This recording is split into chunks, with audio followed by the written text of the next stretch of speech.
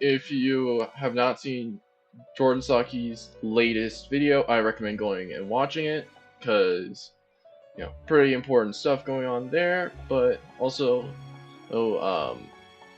this is probably gonna be one of the last videos I'm going to be recording for a little while.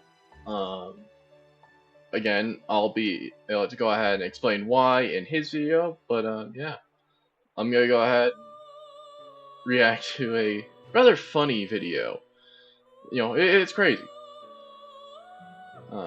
Like, the best way I can explain it is, I guess, if I had to go ahead and say how it is, it's just insanity. So yeah, so that's why this video is, going to be like that. This is, it's funny. And it's about TF2. I'm a big fan of TF2. I played for a couple hours.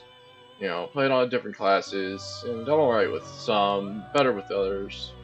Then, anyways, so yeah, I'm gonna go ahead and react, and again, drop by Jordan Saki's channel for his video, well, his latest video, and there'll be some pretty important stuff going on there, and I hope you all enjoy the video ahead.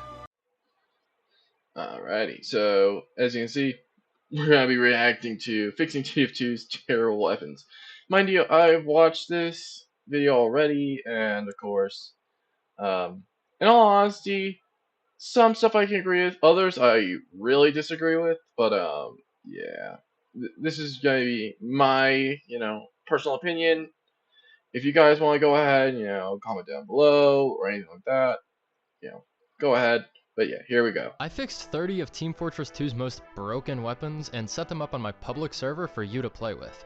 But I have to start by apologizing in advance to any Natasha, Vaccinator, or Kunai fans out there. You're gonna fucking hate this video.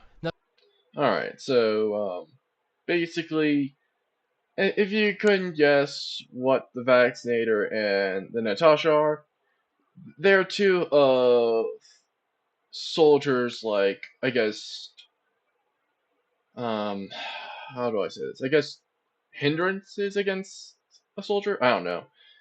But anyways, basically, it'll explain why. Now, some people might think that TF2 is perfect and doesn't really need fixing, and who am I kidding? None of you are thinking that. My thinking is that since I can't really do anything to fix the bot problem, I might as well try my hand at fixing some of TF2's other problems.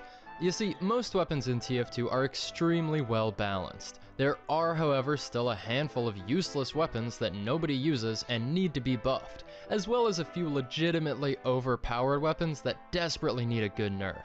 And there's also a couple of oddball, annoying weapons that aren't even technically good but just suck to play against and need to be completely rethought. For example, the Natasha is not even a very good weapon, but people still use it for the sheer psychological damage it deals when you have to fight against this thing. It slows down anybody you hit with it, which is really frustrating to play against, so I changed it so that instead of slowing down your enemies, it speeds you up. Heavy's walk speed while revved up with the Natasha is now the same as his normal walk speed. However, he still can't jump or switch weapons quickly, so there is still some incentive to not be revved up all the time. And Heavy is still the slowest class in the game, so he's not going to be chasing you down with this thing, don't worry. But he will be a monster with good positioning. And good positioning is what Heavy is all about. Buffed. Now, he says that this is a buff. How is this a buff? I get that Natasha is not a good weapon per se, but by making it so that you're faster, I wouldn't go about that. If anything, I don't know how you would change it, because Natasha is more or less meant to take away your opponent's momentum, make them slower so that way you can keep on shooting them, but also prevent them from coming at you. So let's say I'm playing as Pyro, I have Flog, there's a Natasha Heavy, and he's a little ways away. He can keep me at a distance and eventually kill me just by using Natasha. And it also saves your allies as well. And this also prevents a lot of soldier action, a lot of regular soldier action, even, scout. in Demo Night. So in all honesty, I'd say that it's a pretty good weapon just in niche situations. And in all honesty, I wouldn't change it. Especially given that, you know, he decided to give it the buff to have you move faster. Yeah, no, I really don't see that as a buff. If anything, that's a really huge nerf.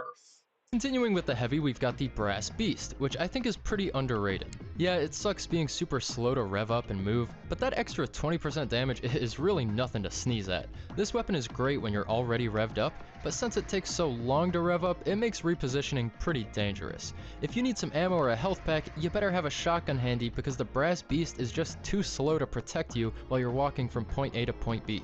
To help with this, I simply doubled the minigun's ammo capacity.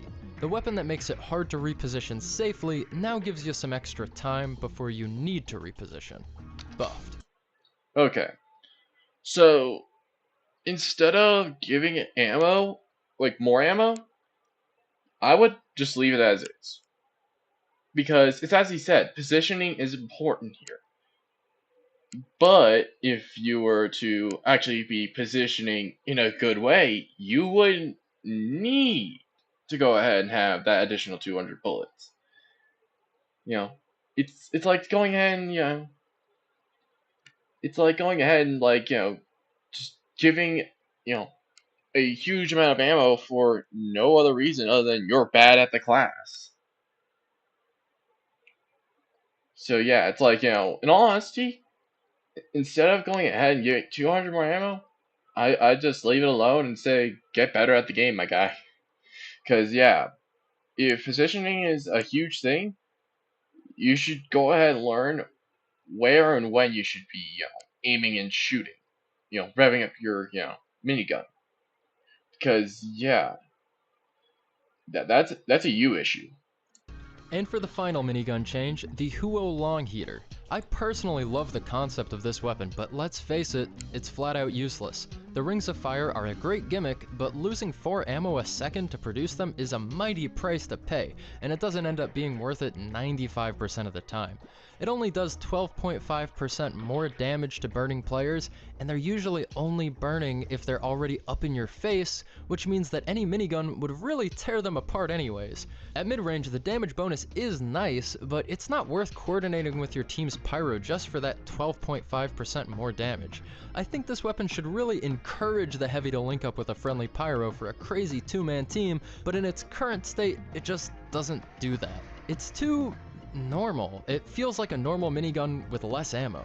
It's a little less damage most of the time and a little more damage sometimes, but nothing stands out about this weapon other than the rings of fire, which, granted, are epic as hell.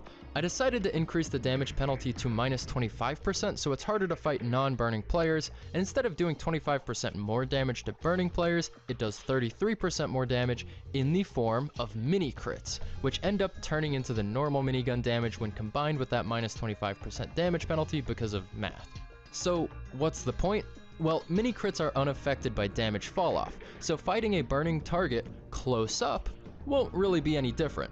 But fighting a burning target at mid-range or long range will be absolute hell for them. I'm hoping this will give the Huo Long Heater a more specialized role in the game, but since I haven't actually used these weapons in an actual match before, I'd love for you guys to play on the server yourself and tell me what you think. Buff. Okay, Oolong Heater. In all honesty, it's mainly going to be used for preventing spies from getting to you. And even if they do get to you, it's either using this bicycle, which they lose their backstab, or they're on fire. They are going to be on fire for a decent while. Unless they go ahead and use the Dead Ringer, or the bicycle. In which case, they literally take away their backstab ability, or their ability to save themselves from something that's probably even more lethal. And just going ahead and taking off, more damage to go ahead and give mini crits for burning targets, I mean, that's stupid. It's like, if anything, just give them crits instead. Really go ahead and, give a what's the word? What are the words I'm looking for? You know, like go ahead and give like a huge reward for actually being a team player. You know, like you're rewarded for working well with your pyro in order to do this. So yeah, it's like, in all honesty, Oolong here is not bad as is. It's like yeah, it consumes 4 ammo, but in all honesty, this is mainly used to prevent spies from backstabbing you, which happens pretty often, believe it or not. Believe me, I dominated a heavy that was dominating a whole bunch of other people, and he was using Tommy Slav. If he was using Oolong Heater, guess what? I wouldn't have dominated him. It's literally that easy. So yeah, Hulong Heater's more for going ahead and preventing spies from getting to you, and of course, it does go ahead and reward you a bit for going ahead and getting damage off on, your pyro's, targets, or if they're up close to you. To which, demo knights, if they get too close, they're gonna be lit on fire, and if they use up their shield charge already, yeah, they're gonna be hurt. So, in my honest opinion, if you're gonna go ahead and go about this specific path where it's like you're taking away more damage because a target isn't on fire, just give crits. Really reward the heavy with the Hulong Heater for being a team player with their pyro instead of, giving, you know, mini crits. And it really encourages them to be in close in order to light their targets on fire so they deal more damage. You know, so yeah. Now for some sandwiches. The buffalo steak sandwich is now eaten twice as fast and deploys in holsters a good bit faster too, allowing for high damage melee heavy to be less of a premeditated gimmick and more of a spur of the moment plot twist during a team fight. Buffed. Okay. In all honesty, using any of the sandwiches, you should be, trying to think, at least 3 steps ahead of your opponent. If you know where they're gonna come from, you're gonna want to go ahead and be hiding. And most of the time, you're gonna be using a shotgun afterwards because you're either gonna be using your shotgun or you're gonna be using your minigun in order to get the full extent of the crits that you get. Either that or you're just gonna keep on punching. It's one of those things where it's like you don't need to buff it. You just need to know how to use it smart. Kind of the entire point of using sandwiches. If you were to use that in front of an entire team, or somewhere where a spy can go ahead and backstab you, guess what? You're getting punished. That's the entire point of the sandwiches. You use them at a time when you know you're safe, when you know that you can go ahead and use it and be okay. And the Locust bar is now eaten 4 times faster and deploys in holsters significantly faster, making it more of a mid-battle snack rather than a full-course meal. I've always thought it was the weakest sandwich since it only heals a small fraction of your health, and that 50 bonus health might seem nice, but it doesn't actually increase your overheal capacity, so if you're using a medic on your team, which you should be, it kind of becomes useless. This new design will allow Heavy to take multiple bites pretty much back to back and will allow him to cut his snack time short anytime he likes to jump back into battle. It still increases your max health and it still doesn't heal much, but now it's way harder to be caught with your pants down like with the other sandwiches. Okay. Buffed. Alright. The Locust bar is more for like early game stuff, where you're playing on defense or you're playing defensively and you want that extra health for, let's say, the Brass Beast, for example. So even though it won't increase your, overheal health, in all honesty, you're meant to use it early game or while you're trying to defend and enemies aren't surrounding you. That's kind of the entire point of the Locust bar. It's a setup thing. So buffing it to where it's like you can use it whenever and you're just eating 4 times as fast, it's like going ahead and saying like, oh, don't worry, you'll survive a lot more damage But at the same time, it's like you're literally just better off using sandwich in a situation where you're safe. Again, brass bees with the locust bar, as I can tell, is a good thing at the early game in a choke point.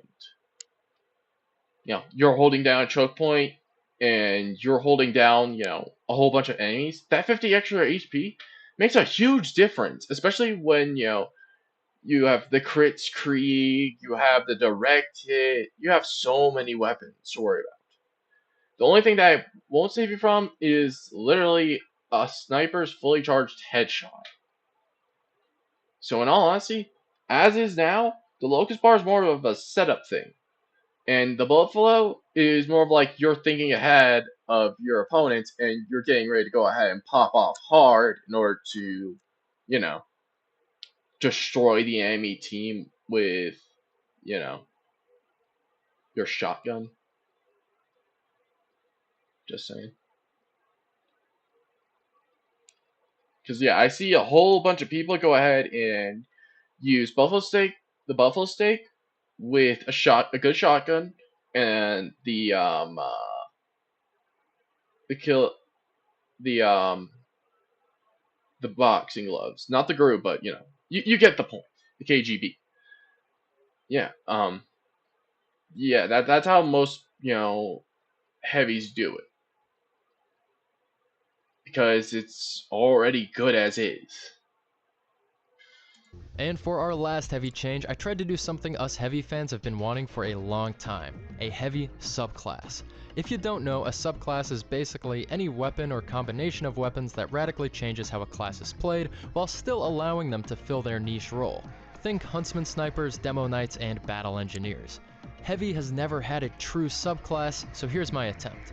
The Big Business, previously known as the Family Business. What once was a slightly different shotgun side grade is now a complete and total death machine on par with Heavy's miniguns. It still has 7 shots in the clip, but instead of boringly just firing a little faster and doing a little less damage, it gives Heavy a speed boost anytime he hits an enemy with the thing. And if he eliminates the enemy entirely, they'll drop a small health pack that Heavy can swoop in and grab with his speed boost. Fat Scout has arrived. Tell your friends. Now, obviously this is a direct upgrade from the normal shotgun so far, and it is a direct upgrade to the normal shotgun, until you switch to your minigun and realize that 75% of your ammo is gone, permanently, which means no spam fire, no busting up sentries, and 75% less ammo from all ammo packs and dispensers.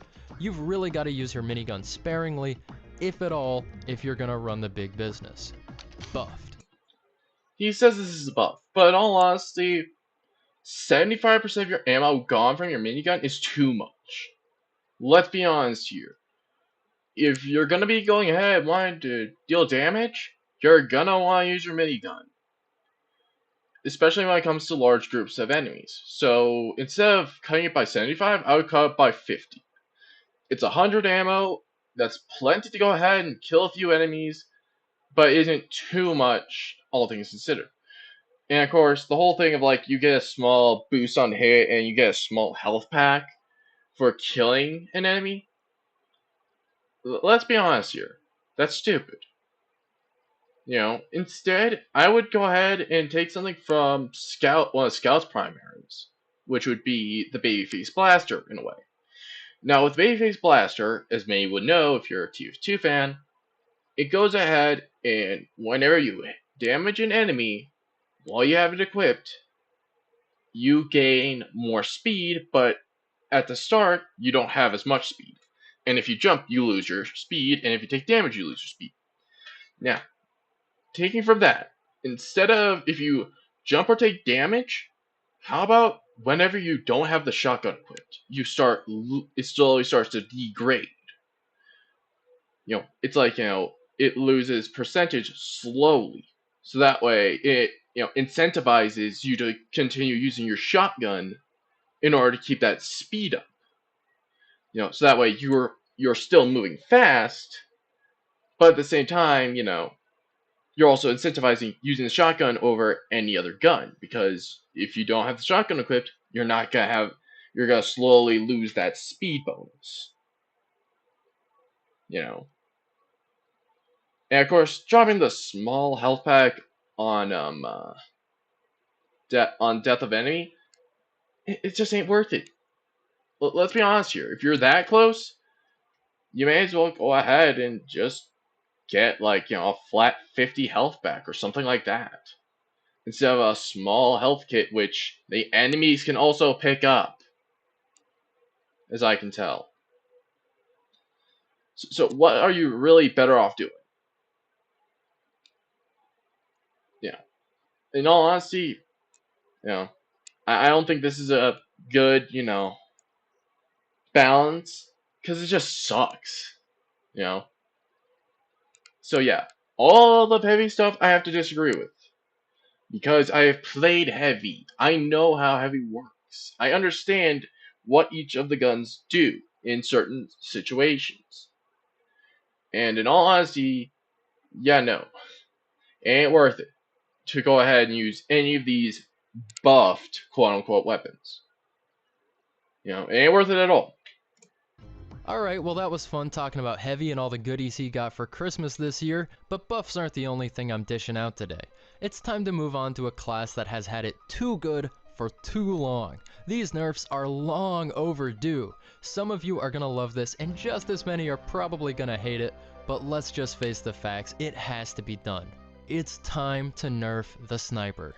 All sniper rifles have their primary ammo capacity cut in half, and now fire tracer rounds. Stealth is Spy's thing. I'm sick and tired of snipers hiding in the shadows getting cross-map insta-kills without anybody knowing where they are. And you might say that good communication fixes the problem of stealthy snipers, but it really does not. First of all, good communication is supposed to be Spy's counter. Sniper's counter is supposed to be good positioning, staying out of his sight lines. And how are you supposed to position yourself accordingly if you don't know where the sniper even is?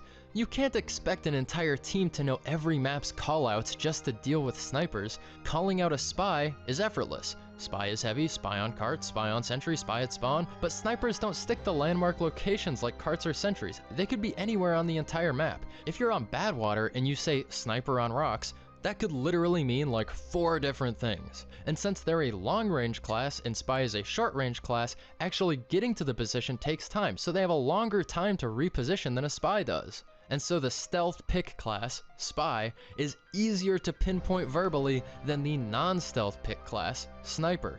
That is a massive fucking problem. If a Spy kills you without you ever seeing him or knowing he exists, you think, man, what a good Spy player.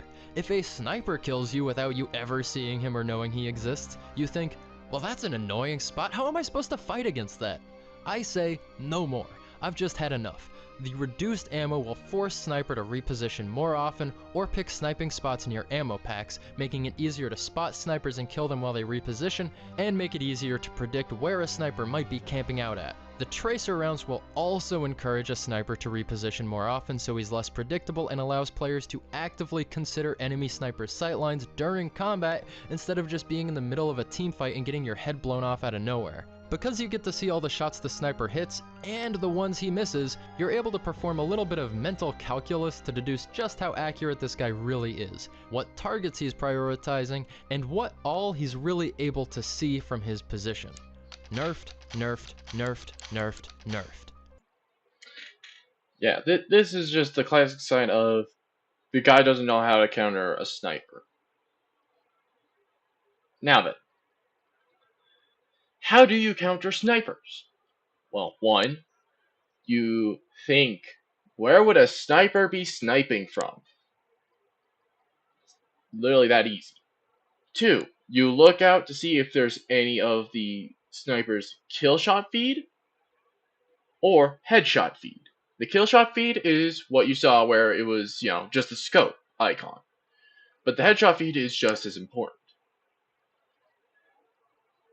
Most importantly, this is one of 2 classes that makes you pay attention to your environment, your enemy team, and more importantly, who has been killed and what killed them. So, and usually, snipers stand still. They aren't all that hard to counter. Believe me, I played a sniper, and I've gotten killed by other snipers quite a few times because they know where I'm going to be. But I've also killed a few snipers myself because I knew where they were going to be. You're just wanting them to be more predictable. And to be honest, you don't need the tracers. You don't need to cut the ammo in half. You just have to go ahead and pay the hell more attention to the game. You know, it's obvious that, he's just frustrated that, Sniper is a class that's hard to counter if you are not good at the game. You know, and from what I'm seeing, he's just not good at the game. If he's complaining about Sniper so much, it's like, dude, believe me, if you breathe on him, he's dead. Most of the time, guess what? If, you don't hear a spy uncloak, and they get backstab on you, a backstab off you, and you don't have the regular Razorback, you're dead. So more or less, it's a class that deals high damage, but it's easily punishable. On top of the fact that it also makes it so that you should pay attention to what the enemy team has, what your situation is, what's your environment. Because 9 times out of 10, if you get shot by a sniper, they're most likely standing still because they aren't in the sight lines of at least one or two other snipers. So yeah, in my opinion, this is a pretty bullshit nerf. Because he just wants them to be more predictable and to die quicker. That's literally all he wants. And now it's time for the old switcheroo, the Hitman's Heatmaker, which is the exception to literally everything I just said, because this guy does not fire tracer rounds unless the focus ability is activated. I did, however, increase the body shot damage penalty from minus 20% to minus 66%. A normal sniper rifle does 150 damage on a fully charged body shot, and the Hitman's Heatmaker does 50. It is the weapon of the tryhards. If you're a truly elite sniper who never misses a shot, you won't notice any of the sniper nerfs as long as you use this weapon. But if you think this weapon sucks, then I have one recommendation for you. Get good. Nerfed. He says get good. Mind you, this is still being affected by the halved ammo amount. And having only 50 damage on a fully charged body shot. Like, 20% is quite a big margin, believe it or not. Because, let's see. Yeah, I'm pretty sure that you wouldn't be able to kill most of the classes that have 125 damage, hit points, if I'm not mistaken. So that 20%, huge already, and you get punished hard if it's a sniper you shot, and if that sniper is using a regular sniper rifle.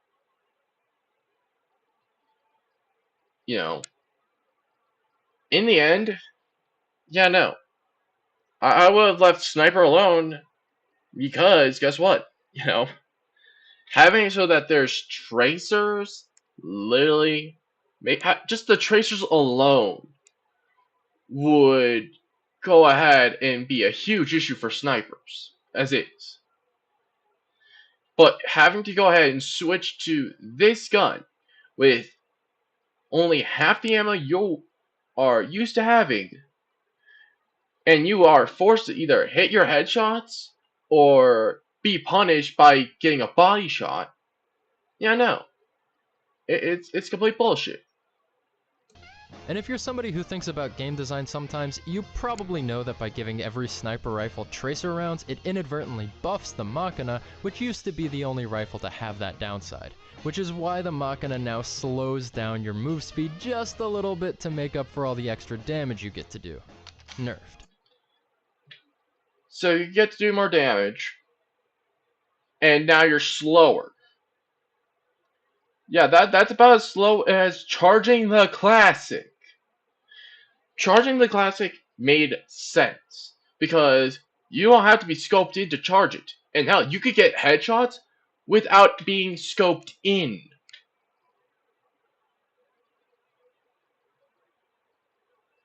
So yeah, in all honesty, by going ahead and giving it a slower movement speed, guess what? You're literally just setting up other snipers to just aim and fire.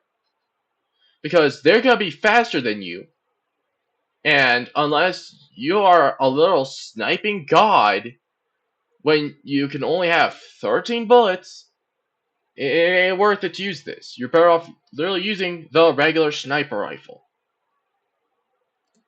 And now that I'm done being the bearer of based news, it's time to get to the fun stuff, sniper secondaries. I'll start with the smallest change, the Cleaner's Carbine, which now has highly increased accuracy to make it more of a mid-range finisher weapon, distinguishing it from the SMG's close range capabilities. Buffed. Okay, I'll admit this. That's actually a pretty good thing. You know, changing up from, you know, less accurate from a distance to, you know, more accurate from mid-range and especially accurate from a close range. I can get behind that. You know, that's like one of the things that I can actually agree with. Like, you know, yeah, making the Cleaner's Carbine be a little bit more accurate makes sense in my opinion. So, I'll agree with this one. Oh, and remember how fucking boring the Darwin's Danger Shield is? I mean, come on, fire resistance? Who cares? Instead of just giving some bland damage resistance to counter one random class in the game, I'm reinventing this item into what I call the Forester's Frog Skin. It'll protect you from danger, sure, but not by passively shielding you from one random class in the game. Instead, this thing gives you increased move speed, massively increased jump height, and 25 less max health. Remember what I said about wanting Sniper to reposition more? This thing will let you do that and then some. You can reposition yourself right in front of some dude's face and lodge an arrow into it, or simply jump back and forth between health packs and high ground. You can now go where no sniper has ever gone before. Nobody will see it coming, but they will be able to react strategically due to the tracer rounds, unless you use the Heatmaker, in which case I think I may have just unleashed the mother of all tryhards. Buffed. Okay, Darwin's Danger Shield. I'll admit, really, really bad shield. Really bad backpack for the sniper. However, for the life of me, would never go ahead and give it these effects. You're jumping higher than Scout, who has the double jump. You are probably moving just as fast as Scout. What's the point? At this point, you are literally just better off playing Scout. Because guess what? You're going to be dealing decent damage. The people are going to know where you are, but at the same time, you're also going to be surviving a lot more than, you know, Sniper. Because guess what? He has 25% less health, which is way weaker than Scout. So yeah. You're just literally better off playing as Scout at that point. And in all honesty, I would not. I think that this is way too broken. You know, he says he's fixing stuff, and yeah, no. If he's really trying to fix something, don't make something this broken. The Razorback is getting a similar treatment. Instead of shielding you through mobility, this one actually will shield you passively. Not being able to be overhealed was kinda stupid, so I removed it. I understand why it was there. It was to prevent a sniper from being able to tank a bunch of revolver shots through the overheal while simultaneously being immune to backstabs. But don't worry, because I've removed the backstab immunity. It still discourages backstabs though, because it soaks your stabber in Jarate for 8 seconds, so if you're playing around your team, you are sure to be avenged quickly after your death. It also increases your max health by 25 like the Danger Shield used to. Now it's harder for a spy to stab you, and harder for him to shoot you to death, but both are still possible, unlike with the old Razorback where it forced spies to use their revolver. The health bonus also means you get a little bit more out of health packs and can be overhealed to 225 health, which I think will combo nicely with the Huntsman and hopefully won't be too unfair to fight against. I mean, surely a pocket soldier is still going to be more dangerous than a pocket Huntsman sniper, right? I've also been calling this one the Wet Blanket instead of the Razorback because I just imagine Sniper wearing a huge pea-soaked blanket on his back that coats spies in Jarate for stabbing him. Nerfed. Yeah, do you want to know why the Razorback was added? to incentivize that spies pay attention to their potential backstab targets. By going ahead and getting a backstab, 9 times out of 10, guess what happens to the spy? They die. And most of the time, the sniper is going to be in an area where they can shoot from, but also in an area where they, you know, but also in an area where they're alone most of the time unless they have a medic. So yeah, by doing this, all a person has to do is equip the your eternal reward, and they get a free backstab. Cause guess what? 8 seconds ain't gonna mean nothing if the entire team doesn't know the sniper's dead.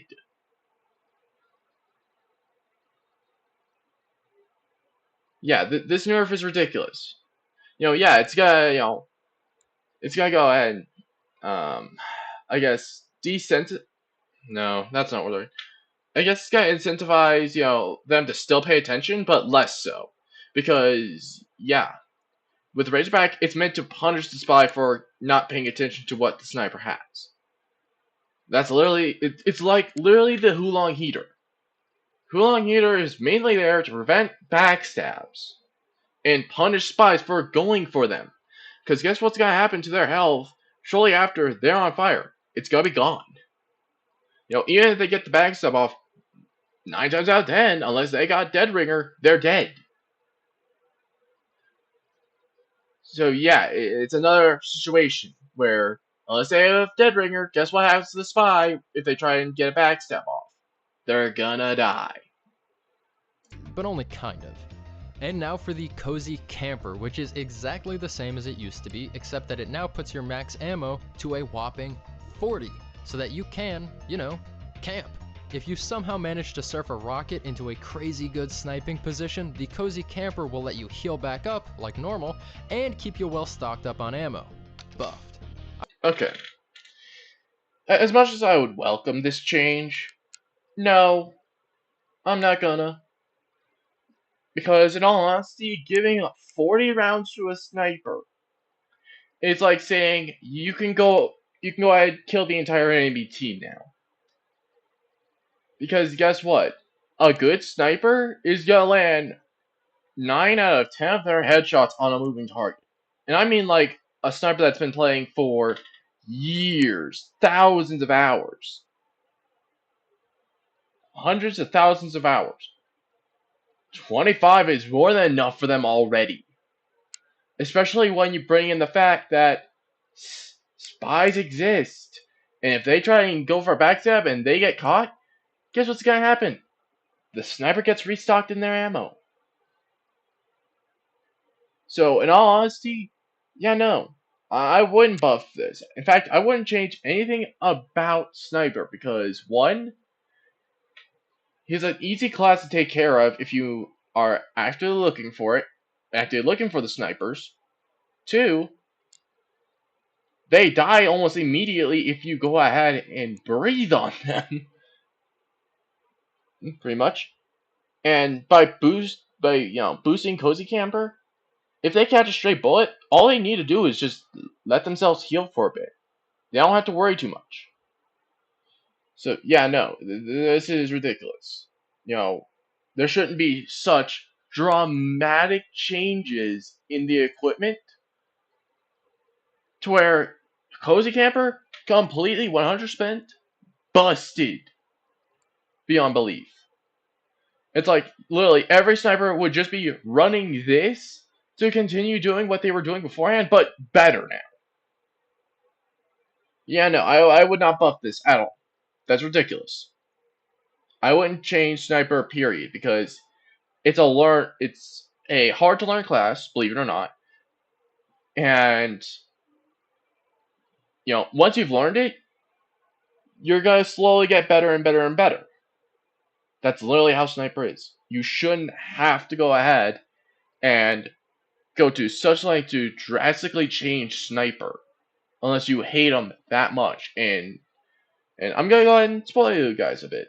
This guy's a soldier main. Yeah, I'm pretty sure that Yeah, gee, I wonder why he hates Sniper so much. Alright, time to talk about a weapon that should be cool, but isn't. The Shahancha.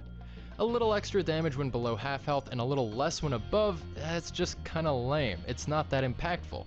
So I changed each instance of 25% with 70%. That's right, 70% more damage when low on health, 70% less damage when you're healthy. That's 111 and 20 damage respectively.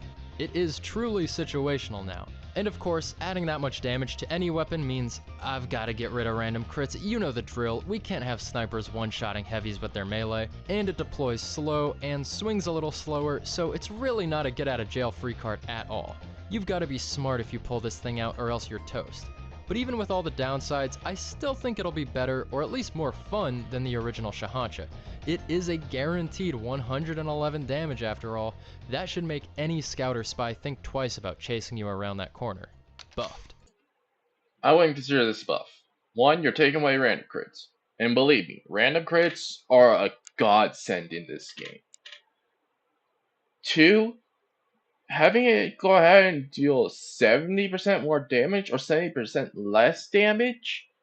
Yeah, no, 9 times out of 10, you're gonna pair this up with the regular Razorback. And guess what? Dealing a 25% more damage crit is better than dealing a 70% damage non-random crit. Yeah, 110 may seem like a lot, but you're swinging slower, you're pulling it out and holstering it slower. So in all honesty, I wouldn't consider this a buff at all. Literally, this specific, you know, this got heavily nerfed in my opinion. 70% more damage ain't worth it.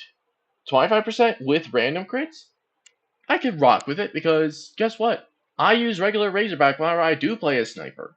And I do perfectly fine with just the Razorback. With the Kukuri. In my honest opinion, no. Don't change this. This is one of the, this is one of the main weapons that shouldn't be touched. Period. Because it's balanced as is.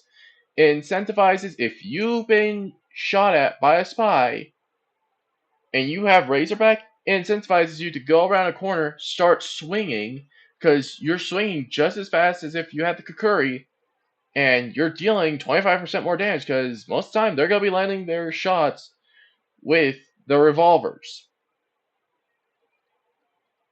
And minus 25% ain't bad at all. It's still a decent amount of damage, even when it doesn't crit. And when it does crit, it's still pretty much a kill on spies. So yeah, no, I wouldn't touch this weapon. It's good as is. And speaking of spies, let's talk about the Tribalman's Shiv. In normal TF2, it's a decent way to reveal spies, but nowhere near as good as the Jarate. So I just leaned into the bleed a little more and made it do less damage on hit with longer bleed time, meaning it does 87 damage over the course of 10 seconds instead of 81 damage over the course of 6 seconds. 10 seconds is also how long how long Jarate lasts, just for reference. 4 extra seconds to chase down a spy will definitely come in handy, but it's not really doing any extra damage. Buffed. Alright. In all honesty, I would just keep the damage as is and go ahead and buff the amount of time to 10 seconds, but also lowering the bleed damage. Like, lower bleed damage, keep the normal damage of what the Shiv does, but increase the time. Because, in all honesty, more time for bleeding but a little less damage is not a huge deal. But keeping, base damage of Trial and Shiv, if not just, bringing it back to regular Kukuri damage, isn't such a bad thing. Besides, again, if it crits, it's basically an insta-kill against almost, all classes that are soft and squishy, like Scout and Spy, and including Sniper as well. Whew, alright, that was a lot of changes for just Sniper and Heavy, but I think we can all agree that those are the classes that needed them the most. These next ones will be a lot faster, like Soldier. I mean, I might be biased because he's my most played class, but I can't think of a single weapon he has that doesn't work the way it should. Moving on to Scout. I'm just playing with you, alright? You didn't think I'd forget the weakest weapon in the game, did you? The Righteous Bison? This thing sucks. So I quadrupled its fire rate to have a kind of net-like effect where you catch enemies. You know, like you're creating a wall of projectiles rather than trying to actually aim individual shots, which proves to be completely impossible with this weapon. Now it actually has a mid-range use of pushing a sniper out of his nest or breaking up a big cluster of enemies, instead of just being, you know, the fucking worst weapon in the game. It's still not going to be out damaging your rocket launcher though, so don't get any big ideas. It should be fun to play with though. Buffed. Okay, now it's time for Scout, for real this time. Okay.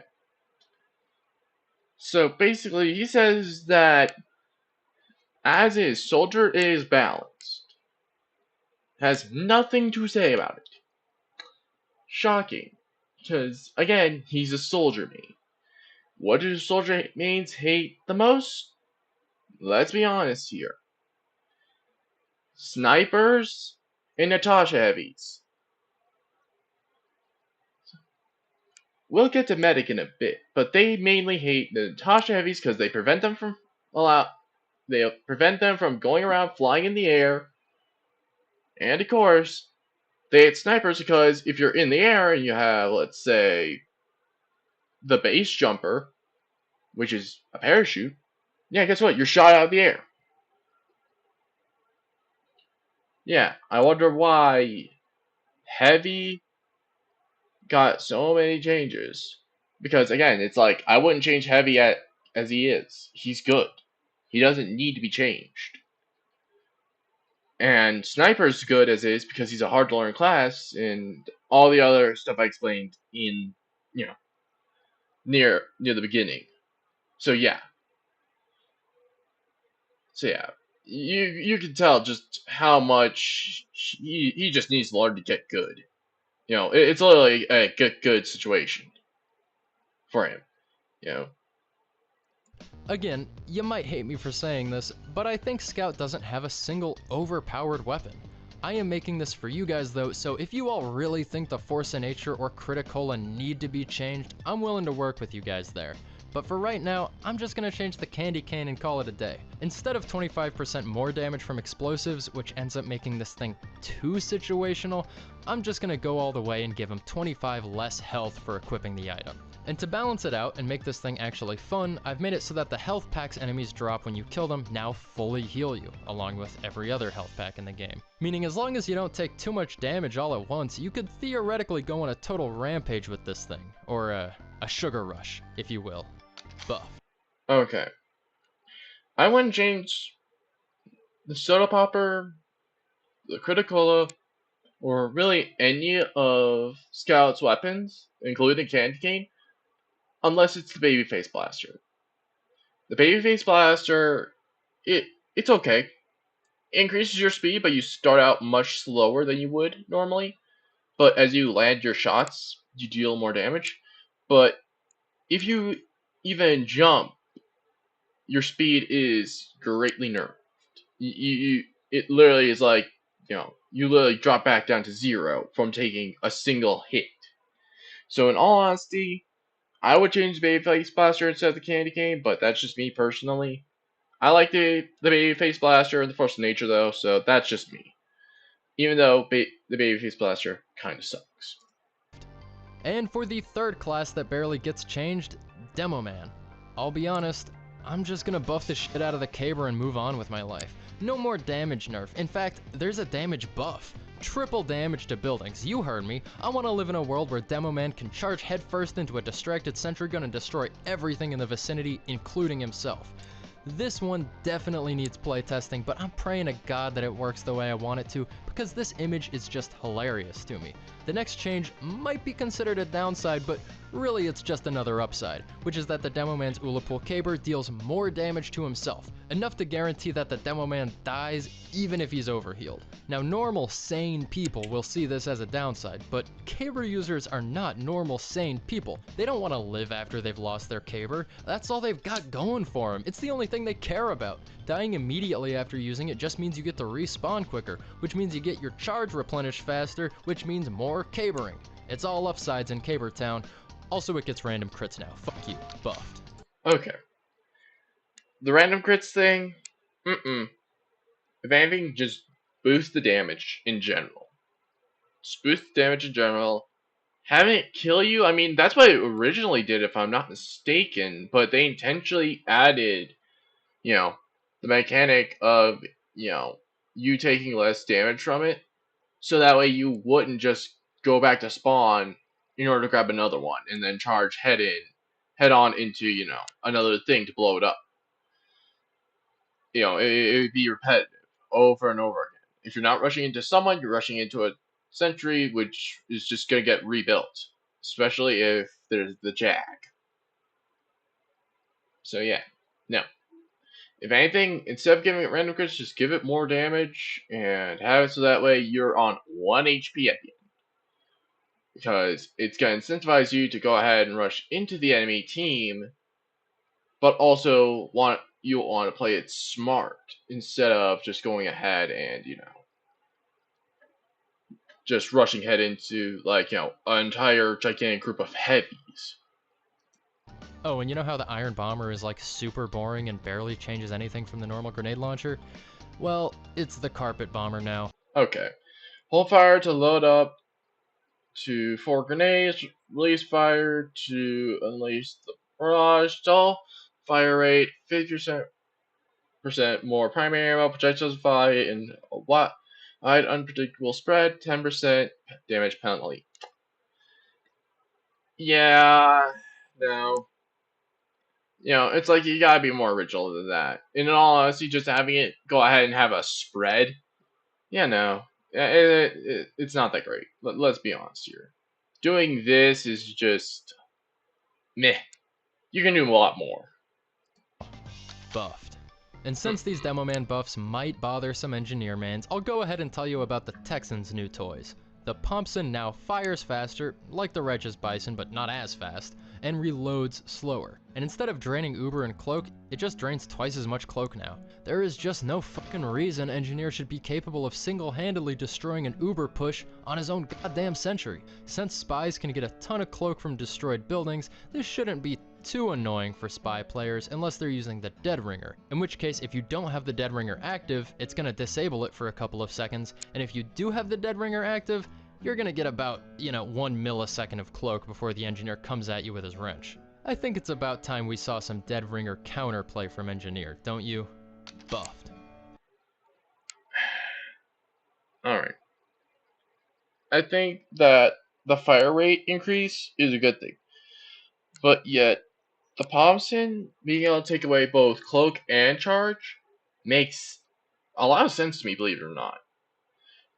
It's a gun that is, messing with electronics.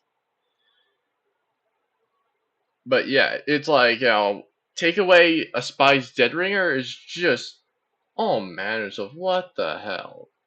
It's like, I get it. You hate a lot of the classes that counter your class. But it's like, come on, dude. Let's be honest here. Just the fire rate increase is good. The fire rate increase is good. I wouldn't make the reload so long. I'd only make it like a little longer than it is, but that's just me. And I just keep it the way it is with Overcharge and Cloak because, it punishes the medic for going ahead trying to make such a gigantic push. However, even though it does cut down on, the medic's Uber, you're still healing the people, you're still not taking damage, and you're still gonna kill the turret most likely. Because the engineer is gonna be more focused on shooting you than fixing their own sentry gun. Okay, time to make every engineer main watching this very angry. The Jag is too strong, it just is, everyone uses it, and for good reason. The repair penalty is barely even a penalty due to the increased swing speed. I think the Jag should be great at getting buildings up quick, but bad at keeping them up. So I increased the repair rate penalty from minus 25% to minus 40%. You can still use the Rescue Ranger to repair quickly, so this shouldn't be too bad, but I'm really tired of the Jag reigning supreme over all the other wrenches. Nerfed. Okay. Well, I admit, Jag is pretty strong. At the same time, do I know what, Jag is going to be mainly used for? Getting uh, the damn sapper off your sentry, off your teleporter, off your, basically any of your buildings. That's what it's mainly going to be used for. And of course, even though, yes, it's, going to be healing a lot faster than the other buildings, guess what? That's just the perk of having a faster fire rate. And also, it has more chances to crit. So in all honesty, it's balanced as is. Because, if you're using Jag, 9 times out of 10, you're going to be leaving your sentry somewhere to go ahead and go and kill enemies. If not, sit around your sentry to get rid of the sapper that's sitting on it. Jag as is, it's good as is. It's balanced. It's powerful, but it's balanced. Hopefully this change will give other wrenches a chance, like the Southern Hospitality. It's my personal favorite and the one I always use. No spy expects you to pull this thing out, so it's hilarious to smack him in the face with crazy damage and watch him squirm away bleeding. I think it's honestly one of the most underrated weapons in TF2, and hopefully with this Jag change, that will stop being the case. The Southern Hospitality remains unchanged. And now it's time for us to discuss what, in my opinion, is the most hair-wrenching stat in all of TF2, the Eureka Effect's 20% metal penalty. I hate this stat so much. It is so unforgiving. A medium ammo pack used to give you everything you needed for a dispenser, but not with the Eureka Effect. A large ammo pack doesn't even let you fully upgrade your sentry or dispenser. What is this chicanery? It's so unfun to use, and it throws off your entire engineer rhythm. The taunt teleportation, granted, is awesome, but I never once in my life have used this weapon with a smile on my face, except for during weird ninja-neering shenanigans that only really work if you don't build a teleporter entrance, which makes your whole team look at you like you're an asshole. And the construction speed boost penalty is fine, but I think a more fun wrench would look something like this. Keep the cheaper teleporters, keep the taunt teleportation feature, make teleporters two-way, you heard that right, two-way, and make teleporters build 50% faster. This opens up all kinds of team-oriented teleporter shenanigans and will ideally make payload and 5CP maps more fun, since your old teleporter exit can become your new teleporter entrance. It's clearly the teleporting man's wrench, so it only has one downside. Sentries fire half as fast, meaning half damage and half knockback. And they're just as expensive to build, so this is really a kick in the lug nuts. I imagine this new Eureka Effect being great with cooperative engineering, giving all the engineers on your team the ability to teleport back to spawn through your two-way teleporters and resupply their metal while they focus on keeping up the sentries. You could even do things no engineer has ever thought to do, like not placing the teleporter entrance at spawn and instead placing it somewhere on the battlefield itself, essentially allowing your team's heavies to be in two places at once, or having an elevator between high ground and low ground. I'm really happy with this design, and while it may not be perfect, I'm hoping you guys can give it a shot and let me know what works and what doesn't. See, Eureka Effect is good as is. It's like you get to go ahead and freely teleport between spawn and your teleport exit. Literally, the entire point of Eureka Effect, other than, breaking the game, as I've seen a lot of times, the Eureka Effect breaking the game because you can clip out of bounds and all that. Usually, yeah, you're gonna be using it to get behind your opponents. You're meant to get behind your enemy team. You're meant to use it strategically to go ahead and force the enemy team to go ahead and look for the teleporter, waste their time. Alright, now it's spy time, and these changes are my favorite. Remember when I said that a select few weapons in TF2 are legitimately overpowered? Well, my friend, most of them belong to spy. First, the Diamondback, which gets you a full-blown crit every time you stab someone or sap a building. You might think of it as similar to the Frontier Justice, but they are actually exact opposites. The Frontier Justice gives you crits when your sentry gets destroyed based on how many kills it had, meaning as an engineer, your damage only goes up immediately after your damage and defenses went down. One goes up, one goes down. Yin and yang, push and pull, that's called game balance. The Diamondback doesn't fucking do that at all. It increases your damage when their damage gets decreased. You get crits when their heavy gets stabbed, when their sentry goes down. Being an engineer with a destroyed nest already sucks, but being an engineer with a destroyed nest sitting next to a spy with 4 insta-kill bullets in his gun is much, much worse. I'm all for snowball weapons that reward you for doing well, but look at the Eyelander or the Bizarre Bargain for instance. These take time to snowball. You have to really prioritize survival to see any benefits from these weapons. The Diamondback doesn't even encourage survival. It's like, well, I have all my crits now, I guess it's time to fucking use my ultimate ability by running headfirst into the enemy team, killing 3 random people, and then dying immediately. That isn't the role of a stealth class, that's fucking Reaper from Overwatch. I'm fine with this being the damage gun, but Jesus Christ, that's just too much damage. So with that in mind, I am proud to introduce you to the Diamond Back-to-Back. It's just like the normal revolver, except it's only got 2 bullets. But if you manage to take someone out with the first bullet, then you've got 1 second of critical hits, enough time to fire the last bullet and take out a second target before escaping. And no, you won't be able to chain together crits because the reload time is actually a little longer than the crit time. The crit itself will do 120 damage, so if you've got a weak player and a semi-weak player in your sights, you can dispose of them both in less than a second if you really know what you're doing. Think James Bond double taps. And you might be thinking, wait a minute, doesn't this kind of discourage the spy's enemies from protecting their weak players since getting close to a weak player might mean they get double killed? And yeah, it does. That's the point. The spy's disguise kit already makes the enemy team not trust their teammates and not want to get near them because they might get backstabbed, and the Diamond Back-to-Back pushes that concept even further. With this new design, I'm hoping that a spy can break the enemy team's psychology just as well as he can stab their backs. I absolutely adore the idea for this item, but I can totally see it being broken in practice, so you guys will again have to try it out and let me know. Yeah, no. Okay. Here's the thing. Diamondback is relatively easy to counter, believe it or not. Clearly. All you have to do is watch your stuff. Don't let it get destroyed by the sapper, which is relatively easy. So instead of going ahead and letting, your things die, yeah, just go ahead and, make sure that you do that. And more importantly, just be listening for the spies. You can hear them decloaking if they don't have Dead Ringer. And more importantly, they're easy to light on fire. And yeah, in the end, I definitely think that this is an unneeded nerf. It's still a snowball. It's still a snowball effect. And in my opinion, yeah, no.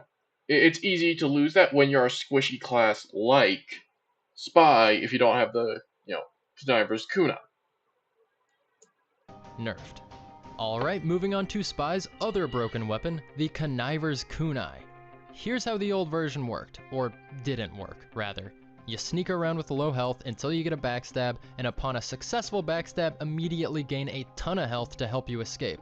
The problem here is that, and this may come as a surprise to you, Spy can go invisible, so avoiding taking damage before a backstab is actually not that hard, almost inevitable for any half-decent Spy player. The health gain on a backstab, however, is incredibly useful, significantly protecting the Spy after getting a kill, especially when used in combination with the Dead Ringer. The weapon's downside does not have as big of an impact as its upside, by definition making it unbalanced. And here's another shocking revelation, Spy is not a tank. Giving him the health pool of a Pyro or Demoman anytime he's in danger distances him from his core design mechanic of stealth. Cause who needs stealth when you can take 2 rockets to the face like they're stale Cheetos? And to top it all off, we already have a knife that helps Spy escape after backstabs, the Big Earner, which is more interesting, more fun to play against, and more fun to use. So what did I do about the kunai? Well, I might have actually made it worse. Please do not hate me for this. I turned it into a throwing knife. Just hear me out, okay? It was already one of the most unbalanced weapons in the game, right? So I'm willing to get experimental and try out this potentially crazy overpowered design. I think it'll work, but I could see it totally blowing up in our face. It's just a little more melee range. That's it, right? You've still only got 70 health with no health regen, plus it deploys a little slower too. It could be balanced, right? I mean, maybe, who the hell knows? Nothing like this has really been tried before for Spy. But remember all those cool throwing knife designs on the Steam Workshop? Didn't you ever wonder what could have been? The kunai already looks like a throwing knife, I just took it a step further and actually made it one. I'll be honest, the rest of the balance changes I've made in this are, based on logic, based on experience, based on good design principles. But this one, I just kind of vibed out. I'm sorry if it sucks, we can always change it later if we need to. Nerfed, I hope? Yeah, no. For the amount of health that you're giving up, just to have a slightly longer, melee range, ain't worth it. It ain't worth it, Chief. The reason why, the conniver's kunai is, mainly used is because it incentivizes that you play a little bit more, in a risky situation. And of course, you can still get absolutely screwed up by a flawed pyro. Well, let me go ahead and make that clear. Anyone that gets mini crits on you is gonna go ahead and destroy you. Anyone that gets random crits on you is gonna destroy you, or guarantee crits from something like capturing the intelligence, the crits creep. Basically, anything that can guarantee you crits, you're still gonna take a measure of crapload damage, regardless of how much health you have, and if you have the Dead Ringer. Believe me, you're gonna take a lot of damage, and you're gonna want to get out of there fast, because it's gonna be degrading really, really quickly. So yeah, it incentivizes you play a little bit more risky by only having 70 health, which is a guaranteed kill on you by most means, but also at the same time of it going ahead and being a more risky gameplay, it's also a more rewarding gameplay. So, in all honesty, even though it can be seen as broken, I think it's fine as is, because you're still gonna die to, a fully charged headshot if you don't have your Dead Ringer out. And that's if you took out the sniper first. So, yeah. Alright, time to get back to the realm of reality. The Enforcer is pointless, and it's time for it to be changed. Forget everything you know about the Enforcer. I'd like to introduce you to l'Exécuteur. You'll never guess what that's French for. With this thing, you've got 1 bullet per clip, less damage, less reserve ammo, and 2 times slower reload speed. Pretty good so far, huh? It only has one upside too. On hit, bleed for 8 seconds. That's 64 damage, way less DPS than the normal revolver. You might be thinking that it'd be impossible to get any meaningful kills with this thing, and you'd probably be right. But maybe you don't need to.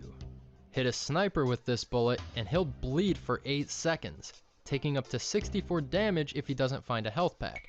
Yeah, that's less damage than shooting him with the normal revolver. But this isn't about damage. The sniper will be bleeding for 8 seconds, which means flinching for 8 seconds. Are you starting to get the picture? Sniper already has the ability to disable Spy's cloak for 10 seconds with the Jarate or the Tribalman's Shiv, and now l'Exécuteur turns the tables. It lets Spy disable Sniper's aim for 8 whole seconds. But don't worry, snipers, you can always equip the Cozy Camper to avoid flinching if this becomes a real problem. Buffed. Yeah, he says this is buffed, but is it really though? Is it really? Let's be honest here. Mind you, this got changed because it was that bad. Let me get this clear. Apparently, in the Google Doc thing, they changed it because it was that terrible of a change. Which would you rather have? 8 seconds where they can't go ahead and aim down sights properly, but they can still obviously kill you? Or would you rather prefer going ahead and just flat out killing them and setting back to spawn, and they have to wait for probably more time? You know. And of course, the biggest thing is you can't even kill with this gun. Unless they are on 64 health and below, they ain't gonna die. You can't even kill a conniver's kunai spy with this thing. That's how bad it was. So yeah, apparently they buffed it so that way you fire faster, but it's a lot less accurate. But in all honesty, I would still just use the normal one, probably. It's like, let's be honest here. None of these are really worth it, unless it's like the Cleaner's Carbine so far, and maybe the Shroudman Shiv. Like, those two changes, I'll agree, are good. But otherwise, yeah, no. Most of these are stupid and insane. And how can we talk about Spy without discussing Pyro? And what would a Pyro discussion be if we didn't bring up everybody's favorite flamethrower, the Phlogistinator? This weapon is going to be unchanged, because I don't think the Phlogistinator is the guilty party here. The Flog is the fall guy. The real culprit is the Scorch Shot. This thing sucks to play against.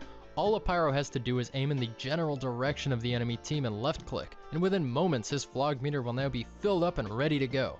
No more, I say. I'm gonna totally turn this thing upside down. Meet the new Scorch Shot, or as I call it, the Firefly. Wait, don't click off the video. I know it looks terrible. I know it looks like total bullshit, but I promise it's not that bad. These flares barely do any damage. It's all just in the afterburn. And look at them. They don't move very fast at all either. And good luck trying to actually aim the damn thing. They go all over the place. The point of this weapon is to let Pyro do what the Scorch Shot was already making the Pyro do, which is to just aim in the general direction of the enemy team and hold down left click, but with a better result. Armageddon fire on big groups of enemies to cause maximum chaos from a distance. It's not actually gonna kill anybody. Imagine raining down Armageddon on an enemy push while a couple Huo long heater heavies sit behind you ready to pick off anybody hit by the flares. Or imagine just shooting a couple of these bad boys into a room, running in with the extinguisher, and just praying to God that one of them hits something. These new flares, or fireflies, are really just an inconvenient distraction. They're not hard to dodge at all if you're paying attention to them. But you do have to pay attention to them. I really think this will still manage to be less annoying than the old Scorch Shot. Maybe that makes me look like an idiot, but I don't care. Nerfed. Okay. So basically, he's trying to make it so that you're firing a lot more flares that deal a lot less damage, unless you're really up close where you're just dealing constant crits, which is pretty busted. But it's like going ahead and you know trying to put a fire out with gasoline. All you did was just achieve the same thing. You just made it so that you have to go ahead and use it in choke point instead. Because I guarantee you're gonna get that oomph if you're gonna be landing all these shots. Because guess what? Flares deal crit. Because these flares deal crits.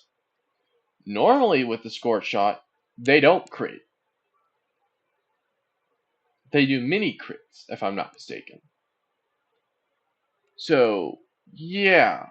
In all honesty, this is still going to fill up just as fast. You just have to be in a choke point. In all honesty, you're literally better off with just doing Scorch Shot. Legit. That's the only thing you need to do. Is just use the normal Scorch Shot because, in all honesty, yeah, it's going to fill up fast, but let's face facts. You have to use it at an opportune time. You can't use it on just one or two people. You're going to want to use it on a large group of people. So yeah, no. In all honesty, even though it may seem annoying, you're literally just better off going ahead and using the normal Scorch Shot. And it's balanced, as is. And the Flog, in my opinion, is a little unbalanced. Let's face facts. Any fire damage that you deal is going to fill up that bar. and you get guaranteed crits for a certain amount of time. And let me tell you, the amount of times that I've taken either an enemy or a friendly player's Flog as Pyro, gotten it up with the regular flare gun, and immediately going ahead and doing this. Where I bulldoze the enemy team. Yeah, I don't need to tell you how many times I've done that, and yeah, it's busted. You know, the Fog is not the fall guy here. It is definitely a very broken flamethrower. So yeah, that what all he said was just a bunch of BS. Let's be honest here.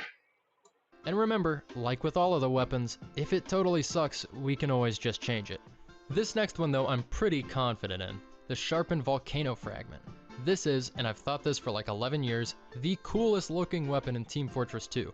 Which sucks, because it is by far the stupidest fucking weapon in Team Fortress 2.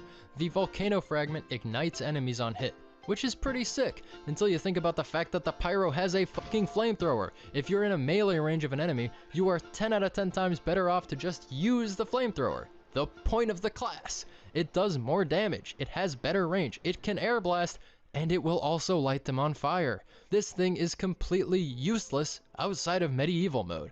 But what if we really leaned into the damage over time mechanic of Afterburn? It is the Sharpened Volcano Fragment after all. And what do sharp things do? That's right, they make you bleed. So now instead of just igniting enemies, the Volcano Fragment will also make them bleed, meaning they'll be taking 16 damage a second for 6 seconds after you hit them with this, for a total of 129 damage. This may seem overpowered, but let me remind you, this is still significantly less damage per second than the normal flamethrower, which can kill a light class in less than 2 seconds if the Pyro is aiming properly. And let me also remind you that the original Volcano Fragment did 100 damage after 6 seconds, and nobody thought that was unfair, so this change really isn't that crazy. It'll definitely send enemies into a panic though, seeing their health draining that quickly, especially a medic or light class. Buffed.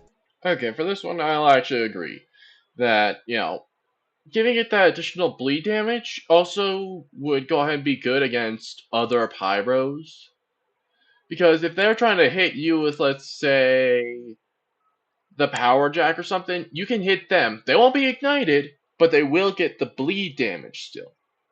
And that can soften them up for you to go ahead and kill them with your flamethrower. So in all honesty, yeah, this is like one of the only times I'm gonna say, yeah, this buff is actually kind of cool, and I would, vibe with it because it actually works. Speaking of medic, he's got a couple new toys too. I'll start by talking about the Quick Fix, which in my opinion is the most underrated weapon in this entire game. I love this thing, it's basically the only medigun I use, it's fun as hell, good as hell, and it's gonna remain unchanged. I want to make a whole video. Okay, Quick Fix is not that good, let's be honest here. You give up your Uber to not do crits, to not be invulnerable, but to heal. So, yeah, no, not really all that worth it in order to go ahead and, use this. Let's be honest here. Not worth it to go ahead and do this, to use this. He says it's fun, but at the same time, I'm going like, I prefer using Kritzkrieg or the regular Metagun. That being said, though, I do have the Metagun that he's going to be wanting to change. Video on this thing sometimes because I don't think anybody truly appreciates what it does for this game. Alright, now for the real changes. The Vaccinator. We all know this thing is overpowered. The 75% damage resistance the Ubers provide combined with Overheal essentially increases the medic's patient's health by 600%. To put that in perspective, an overhealed heavy with the Vaccinator Uber has a functional 1800 health against whatever damage type the medic chooses. That's basically just an Uber charge, except you get 4 of them and they charge twice as fast. If the medic's patient is somehow fighting a soldier, pyro, and scout all at the same time, then yeah, the damage resistances aren't gonna block everything. But most of the time, it's pretty easy for the medic to see what resistance is needed at any given moment and switch to it. You basically win any possible 2v1 with the click of a button. This whole item needs a serious makeover. I'm completely getting rid of the damage type resistances and replacing it with a single invulnerability Uber charge that lasts a little less than 1 second. Enough time to absorb a rocket, meat shot, headshot, or sticky trap if timed well. The Uber meter charges 500% faster to balance this out, taking about 8 seconds to fully charge instead of the normal 40. I want this Uber to feel like a defensive parry instead of like a full hand of get out of jail free cards. And as for the healing itself, I leaned into the vaccination theme of the weapon by giving it an 80% reduced overheal that never depletes. For reference, this will give an overhealed soldier a permanent 220 health, until he takes damage of course, in which case he'll need to be overhealed again. I want it to feel like you're vaccinating your teammates for the upcoming battle and having the survivors run back to you to get their booster shots once the overheal has been taken away by the enemies. I think this will be more fun, more unique, and most importantly, a lot less powerful. Nerfed. Okay. In this case, I'm gonna go ahead and have to disagree. One, it's again, you have to know how to switch your typings. That's the first thing. Like a whole bunch of people that equipped it don't know how to switch the typings and just sell it off for scrap metal. Or just sell it to somebody that's asking for it. So that's number one. Number two, there's no resistance for melee. So yeah, if you got like the sharp, the sharpened volcano fragment, which I agree is pretty good. Guess what? You're still gonna deal bleed damage. You're still gonna deal, that melee damage. So overall, melee is the biggest counter for the vaccinator. Not only that, but if you can't switch to the bullets when there's a sniper that's about ready to blow your heavy's head off, guess what? That heavy's dead. Or if there's like a mini crit boosted soldier and you don't switch to the blast resistance, they're dead. Or the fire resistance when there's a fog fire. The point is that vaccinator you have to use very situationally, and you have to go ahead and keep an eye on what is the needed resistance at the time. So yeah, in all honesty, vaccinator as is not all that broken. And those Uber things only last for, a minute amount of time. You're not using it forever. You're literally just using it for a short amount of time to prevent you know, your ally from dying.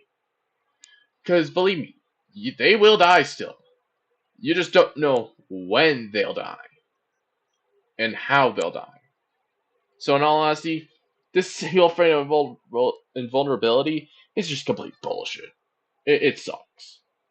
I'm gonna say it as somebody who has tried to play as every single class. This idea sucks. And now for the syringe guns, or as I call them, the syringe guns. They're all getting changed, starting with the stock syringe gun. I really wanted to avoid changing stock weapons, but this one is just so incredibly terrible that it pretty much forced my hand here. I think a plus 10% faster firing speed and plus 20% faster deploy time will give it that little extra kick it needs to be a defensive tool for anyone popping up in your face. Buffed. Okay, for this one, I agree. With the current firing speed and the unholstering and holstering speeds, I think that giving those percentage boosts is actually a good idea. It allows the medic to actually go ahead and if let's say their heavy dies, they're not screwed by the Connivers Kunai spy, and I'm talking about original Connivers Kunai spy, to just die. It's like, because 9 times out of 10, you're gonna get a trick stab with the Connivers Kunai, and let's face facts. You're gonna want to be able to kill the spy before they kill you. It's like you're punishing the spy for going ahead and going after your patient instead of them going after you. And as for evasive tools, we've got the new Overdose. The old Overdose used to increase your move speed while equipped based on your Uber charge percentage, which is kinda cool but mostly pointless because if you have full Uber charge, you're probably gonna be keeping your medigun out in case you need to pop it, making the Overdose's speed boost completely null. I removed this whole Uber charge percentage thing and just gave it a flat 15% speed boost and 20% jump height bonus while equipped, which kinda fits with the name because it's like the medic is taking drugs. The blue. Okay, so for the Overdose, I like the idea that it just gets a flat 15%, movement speed boost, but I would go ahead and change that jump boost to 10%. Again, we don't want, you to be basically being scout, but you're actually medic. That type of thing. Sauger gets a simple change. Killing enemies makes them drop a small health pack in addition to its normal stats. Buffed. Which leads pretty naturally into the next change. Okay, for this one, it dropping, the small health pack is just too broken. I'm not gonna lie. You're already healing off of off your enemies. And I've seen some YouTubers go ahead and pop off with the Blutsauger. It is that good as is. It does not need to get buffed. I would leave this unchanged, because, by adding that, the mini health pack drop, you're literally just gonna go ahead and make this too broken. The Vitasaw. Let's just be real, this thing is so stupid. You can hit an enemy to preserve 15% of your Uber charge on death, but why would you do that if you could just equip the Uber Saw and get a 25% boost in your Uber immediately? It's encouraging the medic to make risky melee plays, but instead of rewarding him with extra survivability like the Uber Saw does, it just makes dying a little bit less punishing. But you're way less likely to die in the first place if you just stay back with your medigun instead of running in with the Vitasaw. It's totally counterintuitive, so I'm changing it completely. It gets a minus 20% firing speed just like with the Uber Saw, but instead of gaining Uber on hit, you gain health on kill. A good bit of health too, a whopping 100. And it can overheal you too, like the old kunai. In combination with the Blutsauger, I think we'll finally have a truly interesting battle medic subclass. But I don't think that will be the Vitasaw's only purpose. In combination with the Overdose, you could run in quick, nab some overheal off a weak target, and switch back to the Overdose to get the heck up on out of there. The same maneuver that you might do with the Uber Saw, but for a very different result. Buffed. Okay. So for this final change that you decided to make, I like the idea that but at the same time, didn't you just criticize Kunai's kunai for how broken it is? It's like it doesn't make sense. And in all honesty, 25% slower firing speed ain't gonna mean jack if you're literally gonna go ahead and be overhealed. Especially if you could get the jump on a whole bunch of players. Like, my god, if you can go ahead and get random crits out your ass, you're never gonna die. And the biggest thing is, that minus 25% is not enough to justify you getting overheal. Especially when you also have to take into account that the Overdose allows you to move 15% faster. And the Blutsauger just heals you. Meaning you can go ahead and use the Blutsauger most likely to just keep yourself healthy until they are low, go in, melee kill, and then go berserk. This is ridiculously broken. And he was going ahead and going after Spy and the Connector's kunai for literally decreasing your maximum health to a point where most classes are going to instantly kill you. But yet, at the same time, you're rewarded for doing well. You are stealthy. You are able to get the backstab and get away.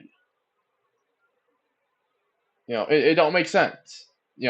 He's showing signs of both. He wants the game to be more balanced, but at the same time, he wants the game to be absolutely busted. The vaccinator thing, yeah, no, I understand. It's annoying sometimes. But at the exact same time, how can you go ahead and do this? Make something so broken when you just complained about something that was just broken. It don't make sense. So that's pretty much it. I tried fixing some of TF2's crappiest items. And I know you might be thinking, that's cool and all, but how do you know if these changes are actually balanced? And the answer is, I don't. I have a decent bit of game design experience, but if I'm being honest, I really need your help with this project. Just by playing on the server, whether or not you use the changed items or not, you'll be helping me to see how these changes affect the actual gameplay. And if you want to take it a step further, you can join my Discord server and tell me directly if something feels unfair. Or you can share this video around to some friends and help populate the servers. These changes are not permanent. I expect there to be some problems, so I'll be updating the rules when necessary to try and maximize the fun you guys can have on the server.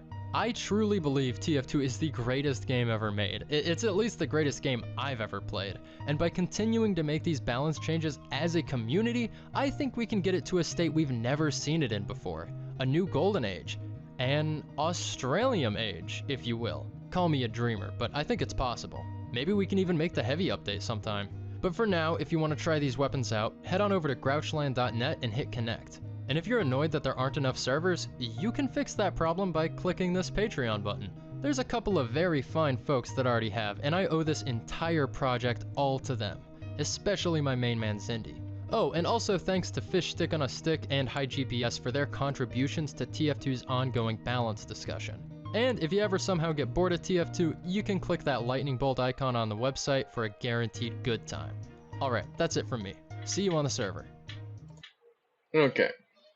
End thoughts? I think most of these balance changes are complete bullshit. There are a few that I can actually get behind and go like, yeah, this is actually a good change. This should be added. However, as I just said, most of these changes are complete bullshit insanity. Mind you, this video was made 2 weeks ago. Or maybe it was made a lot longer ago and just released 2 weeks ago. Either way, most of the stuff I'm looking at, just based on this video alone, shows that he doesn't know what he's doing. He doesn't know how to balance the weapons properly. Now, especially with the Enforcer. Yeah, no. It's like, one of the biggest things is would you rather have 8 seconds where they can't shoot, but they can chase after you with their melee combat? Or would you rather just kill them, send them back to spawn for an even longer time, possibly? And you just have better weapon damage. It's one of those things where it's like, this guy doesn't know what in the fuck he's doing at all. It's like, some of the stuff, yeah, he did know what he was doing. The overdose being one of them. It's like, overdose, not a lot of people use it because, it's as he said, 9 times out of 10, you're going to be running around with your meta gun, wanting to use that instead of going ahead and, doing what he did. So, as much as I think that in some cases, he was in the clear, in most of these cases, yeah, he just didn't know what the hell he was talking about. Let's be honest here. Well, anyways, this has been my reaction to this, my opinions, and of course, just how I felt like how all this should be said. Mind you, apparently, this guy is actually not always like this. I'll go ahead and post the link to the video where I first, originally, learned of this video's existence, and it's shocking when you hear that this guy sounds like he's absolutely insane. So yeah, but yeah, it was kind of fun making this video, but at the same time, it was just complete and utter insanity. Just looking at this and going like, some of these changes don't make sense at all. But yeah, I hope you guys enjoyed. I shall catch you all whenever I go ahead and post my next video.